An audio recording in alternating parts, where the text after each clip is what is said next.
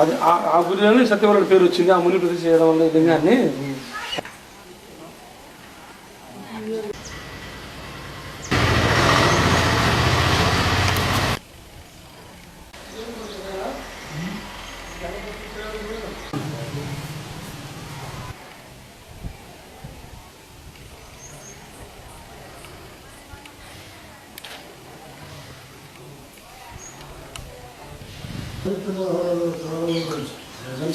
నేను తెలుసా పెద్ద చెవులు చెబుతారా?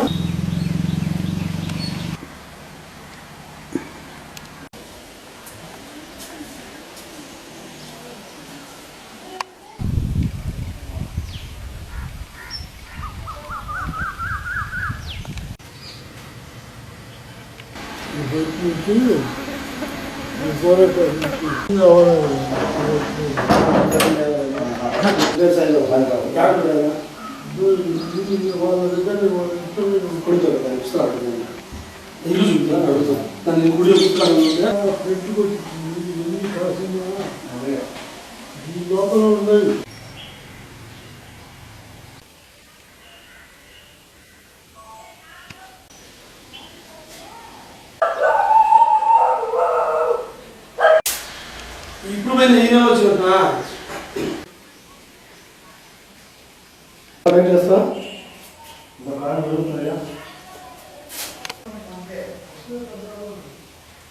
పునాదిలో ఉన్నది ఆ లింగం. గర్భగుడి ఇదే ఫస్ట్.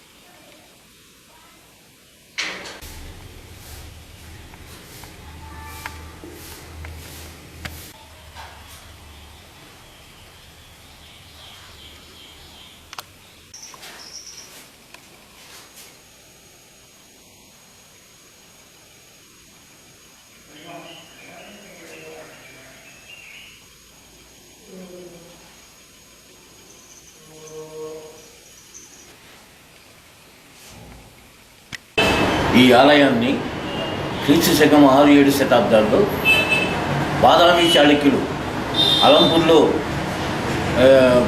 దేవాలయ నిర్మాణం జరుగుతున్నది. ఆ టైంలో వాళ్ళు ఇక్కడ తూర్పు దండయాత్రకు పోయి వస్తూ ఈ ప్రాంతంలో ఆగి ఇక్కడ ఉన్న సత్యమహాముని ఆయన బోధనలతో ఇక్కడ కూడా గుడి నిర్మాణం చేయాలని ఉద్దేశంతో ఇక్కడ గుడి నిర్మాణం చేపట్టినారు. అలంపూర్లో ఏ విధంగా చేస్తున్నారో ఆ విధంగా చేయడం చేపట్టినారు. దానికి కావాల్సిన ధనం ఈ పక్కనే ఉన్న ధనసిరాయ పట్టణము అని ఊరికి సమీపంలో ఇప్పుడు ఒక పెద్ద పట్టణం ఉన్నది. దానికి ఒక సామంత రాజు ఉన్నాడు. అతని పేరు ధనసిరి రాయుడు అనే రాజు ఉండేవాడు. ఆయనకు ఆ ఫండ్స్ ఇచ్చేసి, ఆ ధనాన్ని ఇచ్చేసి చాళుక్య రాజు వెళ్ళిపోయినాడు. అలా ఆయన వెళ్ళిపోయిన తర్వాత ఆ అలంపూర్ దగ్గర నుంచి కొంతమంది శిల్పులను ఇక్కడికి రప్పించి వాళ్ళతో ఈ గుడి నిర్మాణం ప్రారంభించినాడు ఈ రాజు. ఈ రాజు ఈ సత్యమహాముని ఇద్దరి పర్యవేక్షణలో ఆ నిర్మాణం బాగానే జరుగుతుంది. కొంతకాలానికి ఆ చాళుక్యులు ఇచ్చిన ధనం అయిపోగా ఈ ఈ గ్రామం యొక్క రాజు దాని గురించి పట్టించుకోలేదు. అప్పుడు ఈ సత్యమహాముని ఎంత చెప్పినా ఆ రాజు వినలేదు. ఆ సత్యమహాముని తన మంత్రబలంతో అదే శిల్పులతో పనులు చేయించి సాయంత్రానికి వాళ్లకు ఆ దగ్గర ఉన్న ఇసుకను కుప్పలు చేసుకోమని చెప్పి ఆ ఇసుక కుప్పల మీద మంత్రజలాన్ని ప్రోక్షించేవాడు. చేసుకున్న వాళ్ళు చేసుకున్నంత మహాదేవ అని మంత్రజలాన్ని ప్రోక్షించడం వల్ల వాళ్లకు ఎంత కష్టపడతారో అంత ఫలితం ఆ ఇసుక కుప్పల నుంచి బంగారు రూపంగా వాళ్ళకు లభించేది. ఆ విధంగా గుడి నిర్మాణం పూర్తి చేసినాడు. ఈ రాజుకు కన్నెర చేసినాడు. ఈ సాధువు నా ప్రమేయం లేకుండా గుడి నిర్మాణం పూర్తి చేస్తాడనే అధికారంతో దానికంతా కారణము దండక మండలం అనే ఉద్దేశంతో దండక మండలాన్ని 2 అపహరింపజేస్తాడు. తరువాత ధ్యానం నుంచి చేరుకొని దాని దండక మండలం ఏమైతే అని ఆలోచన చేసి రాజు చేసినాడని తెలుసుకుని ఆ ఊరు రాజు పరివారం అంతా భస్మమైనప్పుడు శవం పెట్టి పక్కనే ఉన్న ఉడిపి నదిలో ఆ దర్భాసనం మీద వెళ్ళిపోయినాడు. తరువాత ఆ గ్రామం మీద భీకరమైన వర్షం పడి పిడుగులు పడి ఆ గ్రామం అంతా భస్మం అయిపోయింది. పొరుగురికి వెళ్ళొచ్చిన వాడు చూసి దాని విషయమంతా ఇక్కడ ఉన్న వర్చకుని ద్వారా తెలుసుకుని ఆ నలుగురు ఆ గుడికి సమీపంలో ఒక గ్రామాన్ని నిర్మాణం చేసుకున్నారు. అదే సత్యవోలని పూరు. ఆ సత్యమహాముని పేరు మీద సత్యవోలని నామకరణం చేసి అక్కడ నివాసం ఏర్పడుతున్నారు. ఇప్పటికి కూడా చాలామందికి ఆ సత్యమహాముని దర్శనం ఇప్పటికి కూడా జరుగుతూనే ఉంది. కొంతమంది భక్తులకు ఆ సత్యమహాముని అర్ధరాత్రి పూట రావడం, శివలింగ ప్రతిక్షణ చేయడం చాలామంది చూసినారు. ఇప్పటికీ ఉన్నవాళ్ళు బ్రతికి ఉన్నారు, జీవించే ఉన్నారు. ఇప్పటికీ కొంత నిదర్శనం అక్కడ చేసుకున్న వాళ్ళకు చేసుకున్నంత ఎంత భక్తి శ్రద్ధలతో ఆ స్వామివారికి సేవ చేస్తామో అంత ఫలితం దక్కేది. ఇక్కడ త్రిమూర్త్యాత్మకుడు బ్రహ్మ విష్ణు మహేశ్వరులకు ముగ్గురికి ఆ లింగరూపంలోనే అభిషేకం జరుగుతుంది. అది అండి. ఇక్కడ అమ్మవారు విజయదుర్గాదేవి.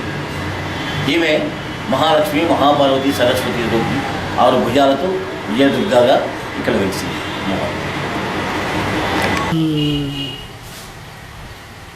అప్పుడు ఈ 101 ఊరి ఆడ ఊరు ఉన్నదన్నమాట.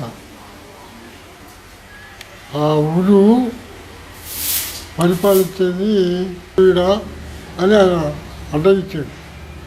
అడ్డగించే కట్టేది అని ఆయన కట్టించాడు. కట్టించేటప్పుడు చెప్పిండనమాట, ఈ గుడి పూర్తయ్యేందుకు నీ పట్నం అగ్గిమండల పాడొచ్చి శిథిలమైపోగా కానీ శాపం పెట్టి కట్టించిందనమాట. అప్పుడు ఈ కూలోళ్ళు వీళ్ళకు కూడా ఆయన చేతి కూడా ఏమి ఇచ్చింది లేదు. అమ్మని 5 గంటలప్పుడు ఇంత ఇసుక కుప్ప చేసుకుంటే ఆ కుప్పలో వాళ్ళకు ఎంత కష్టం చేస్తే అంత ఫలితం ఇంకా గుడి స్థాపితం చేశాడు. చాళుక్యులు వచ్చి కొంతవరకు కట్టించారు. మళ్ళా 3వ దఫా ఈ ఊరి పేరు సత్యవోలని పేరు పెట్టి